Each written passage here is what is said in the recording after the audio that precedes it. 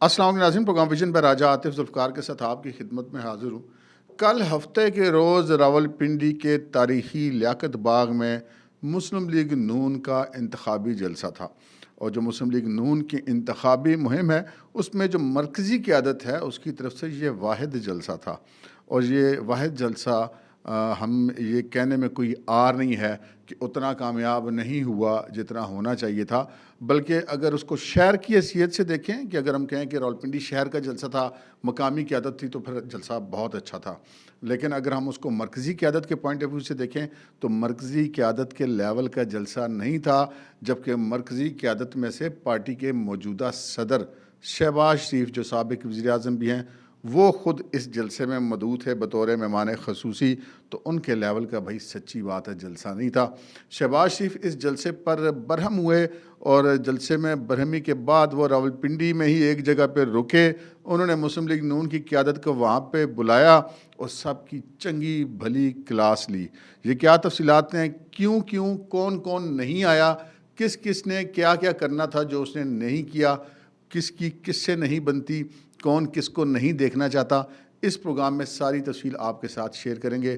मगर इससे पहले कि अपने प्रोग्राम को आगे बढ़ाएं, आपसे गुजारिश है कि अगर अभी तक आपने हमारा चैनल सब्सक्राइब नहीं किया तो प्लीज़ कर लीजिए, साथ ही बेल आइकॉन भी दबा दीजिए, ताकि जो ही हमारा कोई नया प्रोग्राम अपलोड होता है तो उसका नोटिफिकेशन फौरी तौर पर आपको मौसूल हो सके। प्रोग्राम का बाकायदा आगाज़ करते हैं जी। रावलपिंडी का लियाकत बाग बड़ा मशहूर जगह है जी, जहाँ पर हमेशा जो एक आखिरी जो जलसा होता है किसी भी पार्टी का, वो अमूमन लियाकत बाग को सिलेक्ट किया जाता है जलसे के लिए, जो मैदान मुंतखब किया जाता है। लियाकत बाग किसी ज़माने में बहुत वसी होता था।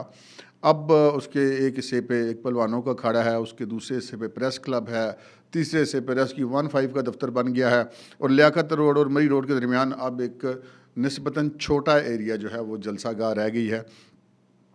अभी भी खासी बड़ी जगह है, लेकिन बहरहाल वो पहले जैसी जलसागाह नहीं है। लेकिन जब लीडरशिप आती है, कोई बड़ा लीडर आता है और उसका जलसा कामयाब होता है, तो फिर जो शुरका होते हैं वो जलसागाह से बाहर भी फैले हुए होते हैं दोनों सड़कों पे। लेकिन हफ्ते के रोज़ ऐसा नहीं हुआ। क्यों नहीं हुआ, अब ये तो वजूहत आपको बताऊंगा, और आपको सारी वजूहत तफसीली तौर पे बताऊंगा कि ये कैसे कैसे हुआ। जो हमारे ज़राए कि जी, उनका जो कहना था कि जो शो हुआ मुस्लिम लीग नून का वहाँ पर, उसमें हम ये कह सकते हैं कि 80% तादाद जो थी वो पिंडी शहर के लोगों की थी, जिसमें NA 56 से आप कह सकते हैं कि 50% शुरका थे, और NA 57 से आप कह सकते हैं कि 30% शुरका थे। अब ये मामला क्या हुआ, ये सारा क्यों हुआ मामला, इस पर बात करते हैं। अच्छा जी, हमारे ज़राए ने यह कहना है कि इस जलसे के लिए रावलपिंडी शहर को इर्द गिर्द से कहीं पे कोई ताउन नहीं था, क्योंकि मरकज़ी लीडर आया हुआ था, तो यकीनी तौर पे इस्लामाबाद जो कि जुड़वां शहर है, वहाँ से जुलूस आने चाहिए थे, वहाँ की क़यादत को उसमें उस तरह से शिरकत करनी चाहिए थी, जो कि नहीं की गई। इस्लामाबाद से किसी किस्म का कोई जुलूस नहीं गया। लीडरशिप खुद अपने तौर पे पहुँचे, सारे अपनी अपनी शक्ल दिखाने लीडर को, लेकिन जुलूस किसी ने कोई तरद्दुद नहीं किया।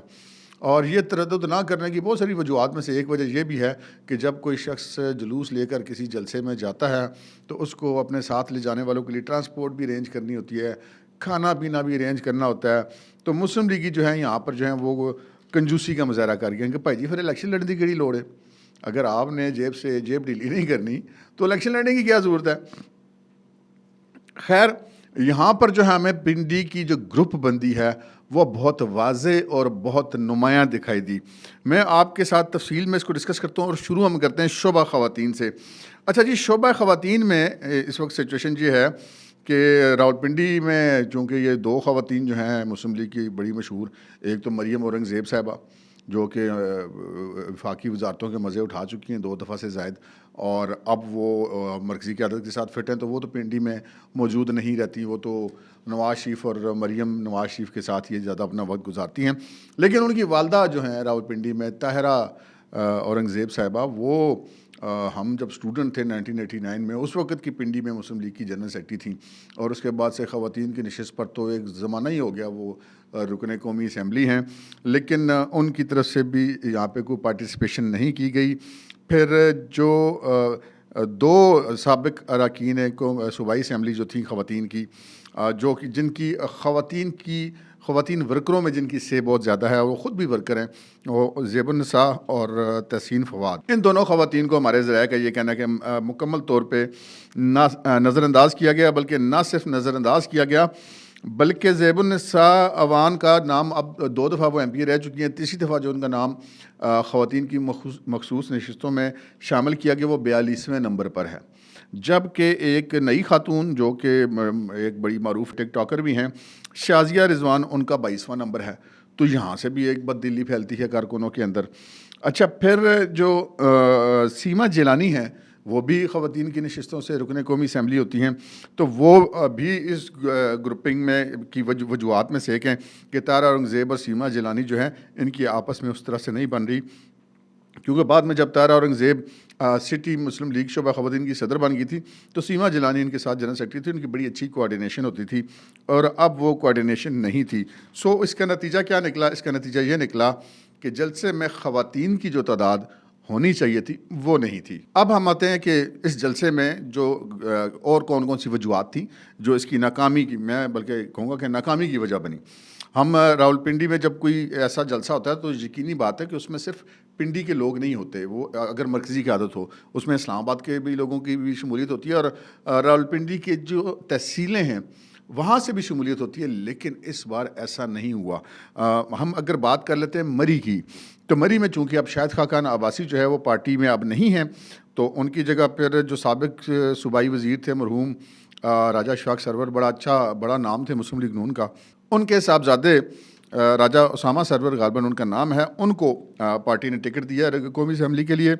लेकिन उसामा सरवर के साथ पोजीशन ये है कि वो अपने घर के अलावा अपनी फैमिली के लोग भी, हमारे ज़राए का ये कहना है कि वो उनको सपोर्ट नहीं कर रहे। तो मरी से जैसा जुलूस आना चाहिए था वो नहीं आया। अगर हम टेक्सला की बात करते हैं तो टेक्सला से जो कौमी असम्बली के उम्मीदवार हैं वो ग़ुलाम सरवर खान है। ग़ुलाम सरवर खान वही हैं जो PTI की हुकूमत में वज़ीर थे, वज़ारत के मज़े उठाए, फिर इस्तेकाम पाकिस्तान पार्टी में आ गए, और अब उनको एक एडजस्टमेंट के नतीजे में उनके मुकाबले में मुस्लिम लीग नून ने किसी उम्मीदवार को पार्टी का टिकट नहीं दिया। तो ग़ुलाम सरवर खान ने तो आना नहीं था, सीधी सी बात है, तो वो नहीं आए, ना उनकी तरफ से कोई जुलूस आया। अच्छा, अब वहाँ पे ये पोजीशन है कि उन्हीं के नीचे जो 2 MPs इलेक्शन लड़ रहे हैं, वहाँ पर जो उमर फ़ारूक हैं वो शेर के निशान पर इलेक्शन लड़ रहे हैं MPA का, और उनके जो अपने साहबजादे हैं वो बैरिस्टर मलिक अकील, वो घड़ियाल के निशान पे कौमी असम्बली में मद्दे मुकाबले सरवर खान के, यानी कि मुस्लिम लीग नून ने टिकट तो नहीं दिया, लेकिन वो अपने आप को मुस्लिम लीग का जो है वो उम्मीदवार डिक्लेयर करके उसके सरवर खान के मुकाबले में इलेक्शन लड़ रहे हैं। तो वहाँ पर भी अब वहाँ से कोई टेक्सला से कोई ताउन नहीं हुआ रावलपिंडी के जलसे के लिए। अच्छा, इसी तरह अगर हम चक्री वाली साइड पर जाएँ तो मुस्लिम लीग नून का जो कौमी असम्बली का टिकट है वो इंजीनियर कमरुल इस्लाम राजा को दिया गया है। अब वर्कर आदमी हैं, पिछले इलेक्शन में उनको गिरफ़्तार कर लिया गया था, गलत केस में गिरफ़्तार हुआ, बाद में वो बरी भी हो गए, लेकिन वो अपनी मुहिम नहीं चला सके। तो उनके 10 साल बेटे ने और 12-13 साल की उनकी बेटी थी, तो उन्होंने उनकी मुहिम चलाई थी। तो अब इंजीनियर कमरुल इस्लाम राजा इलेक्शन तो लड़ रहे हैं कौमी असम्बली का, लेकिन उनके नीचे जो 2 सूबाई असम्बली के उम्मीदवार हैं, एक चौधरी नईम एजाज और एक इमरान इलियास, ये दोनों जो हाउसिंग सोसाइटियों के मालिक हैं, और ये जो है वो किसी किस्म का कोई ताउन इंजीनियर कमरुल इस्लाम के साथ नहीं करें हमारे ज़राए के मुताबिक, क्योंकि ऊपर कौमी असम्बली के अंदर एक उम्मीदवार हो कौमी असम्बली के लिए जो एक कारकुन आदमी हो, और नीचे 2 तगड़े सेठ हों, तो वो फिर उसको लिफ्ट नहीं करा रहे। तो कमरुल इस्लाम साहब को इस हवाले से मुश्किलात का सामना है, तो उसका असर जो है वो लाजमी बात है कि रावलपिंडी के जलसे में भी हुआ। फिर अगर हम बात करें रावलपिंडी कैंट की, तो रावलपिंडी कैंट में मलिक इब्रार जो हैं वो कौमी असम्बली के उम्मीदवार हैं, और जो सेनेटर चौधरी तनवीर हैं उनके साहबजादे तो शहर से इलेक्शन लड़ रहे हैं। लेकिन कैंट की सियासत में चौधरी तनवीर का बहुत ज़्यादा अमल दखल है। वो रावलपिंडी किंगडम बोर्ड के वाइस प्रेसिडेंट भी रह चुके हैं, और कैंट की सियासत में उनका खासा एक ग्रिप है। लेकिन अब हमें ज़राए ये बता रहे हैं कि जी चौधरी तनवीर और मलिक इब्रार, यानी कि एक साहब जो कैंट की पूरी सियासत पे अपना असर रखते हैं, वाइस प्रेसिडेंट रहे हैं, और दूसरे साहब जो कि कैंट से पहले MNA भी रहे हैं, पिछली दफ़ा हार भी गए थे, इस दफ़ा फिर MNA के उम्मीदवार हैं मलिक इब्रार। इनकी ना सिर्फ आपस में बनती नहीं है, बल्कि ये कॉर्नर मीटिंग्स और अपने अपने जलसों के अंदर एक दूसरे के ख़िलाफ़ भी तकरीरें करते हुए पाए जा रहे हैं। तो रावलपिंडी कैंट से भी शहर में के इस जलसे में किसी किस्म की कोई सपोर्ट नहीं थी। फिर अगर हम देखें कि नासिर भट्ट जो नवाज शरीफ के बड़े करीबी साथी हैं, उनको पार्टी का टिकट नहीं मिला, वो अरसलान को नहीं मिला, तो उसकी वजह से ये हुआ कि उनकी कोई ग्रुपिंग या धड़ेबंदी में तो वो नहीं आए, लेकिन उन्होंने जलसे के अंदर अपना ताउन किया। नासिर भर तो उधर नवाज शरीफ के साथ ही हैं, तो बाकी जो उनकी तरफ से ताउन होना चाहिए था वो नहीं हुआ। इसी तरह ये पता चला है कि जी एक टिकट याफ्ता उम्मीदवार हैं सूबाई असम्बली के, उनका नाम है सज्जाद खान।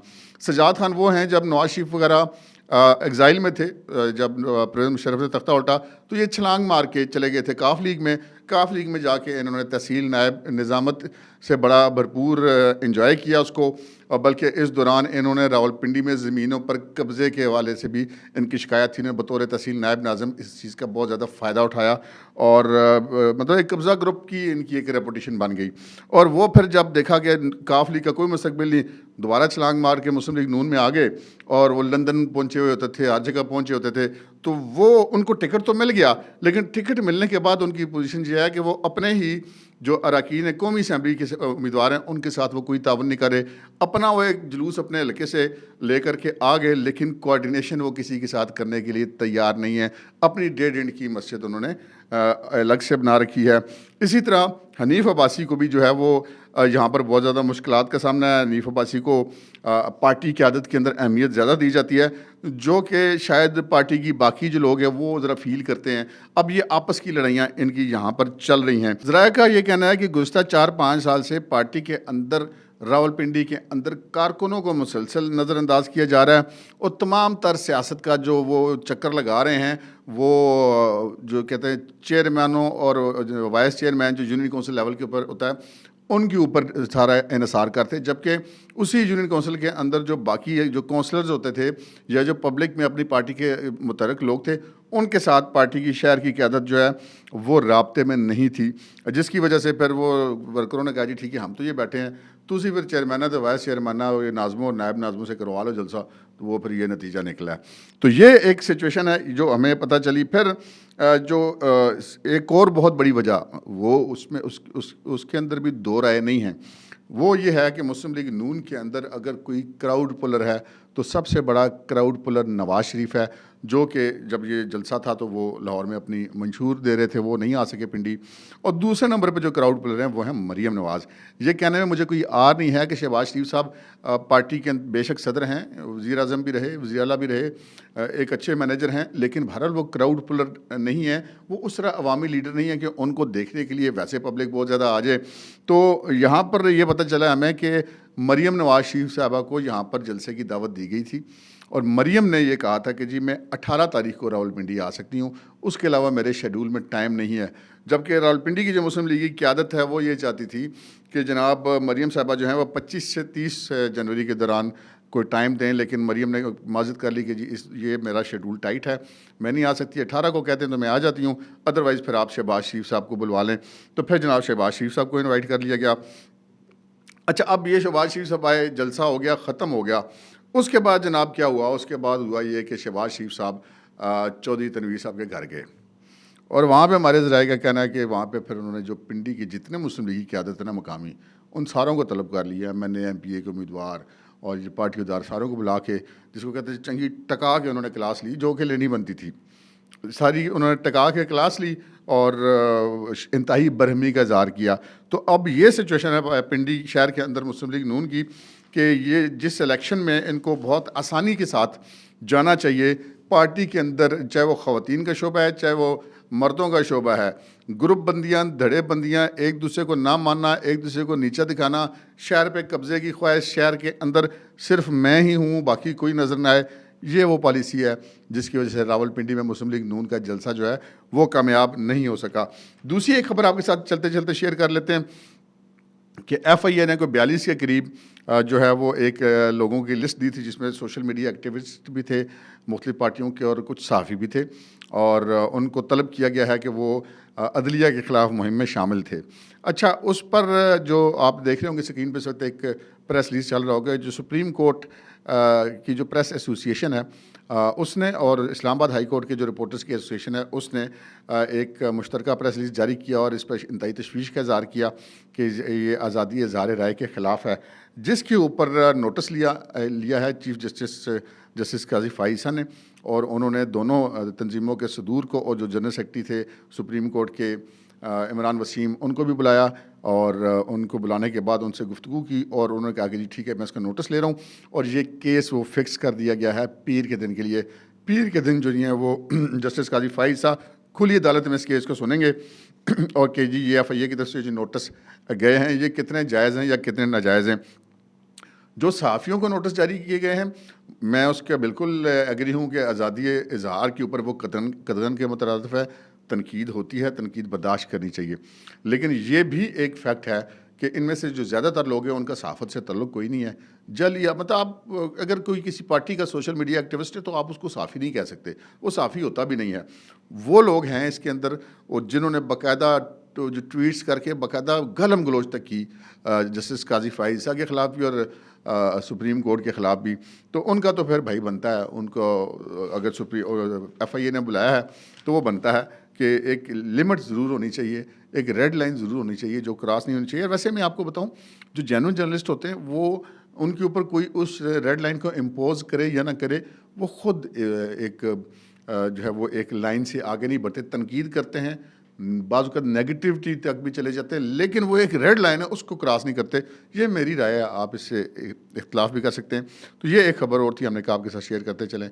अब तक के लिए इतना ही, इजाज़त दीजिए, अल्लाह हाफ़िज़।